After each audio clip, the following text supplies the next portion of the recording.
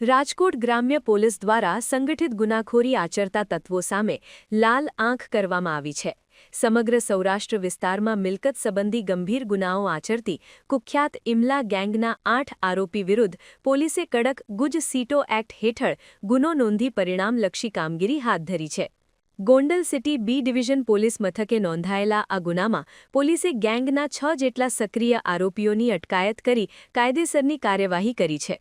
આ ટોળકી લાંબા સમયથી મિલકત પચાવી પાડવા અને લૂંટ જેવા ગુનાઓમાં સંડોવાયેલી હતી।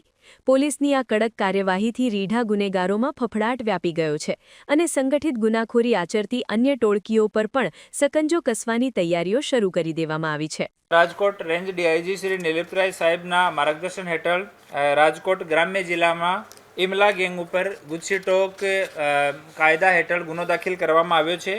આ ટોળકીના કુલ 23 ગુના 23 જેટલા ગુના રજિસ્ટર્ડ છે અને આ ટોળકીમાં કુલ 8 લોકો છે। એમાંથી 6 લોકોની ધરપકડ કરવામાં આવી છે।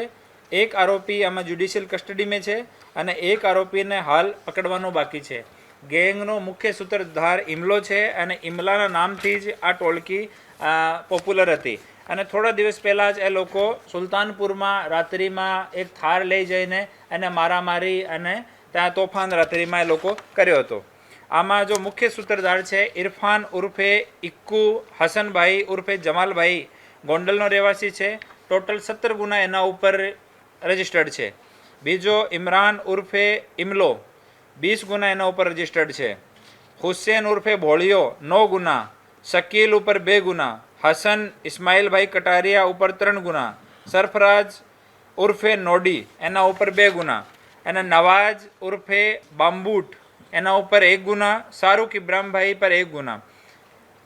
આમ અલગ અલગ આ લોકો ઉપર ટોટલ 23 જેટલા ગુના રજિસ્ટર્ડ છે। આ ગુનાઓમાંથી ખૂનની કોશિશના 2 ગુના, ગંભીર ઈજા મહાવેથાના 4 ગુના, ધાક ધમકીના 3 ગુના, આર્મ્સ એક્ટના 2 ગુના અને પ્રોહિબિશનના 12 ગુના આપના અલગ અલગ પોલીસ સ્ટેશન્સમાં રજિસ્ટર્ડ છે।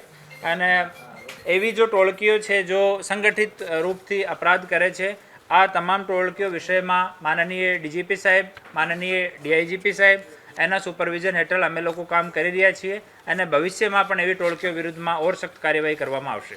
જે પણ માણસ જો ગુજસીટોકનો કાયદો છે, જે પણ માણસ સંગઠિત થઈને અને ભય ફેલાશે અને કોઈ પ્રકારનો ગેરકાયદેસર કામ કરશે, એમાં જે પણ કડીથી કડી કાર્યવાહી કાનૂની રૂપથી થઈ શકશે એવો અમે અને અમારી ટીમ પૂરો પ્રયાસ એના માટે કરીશું।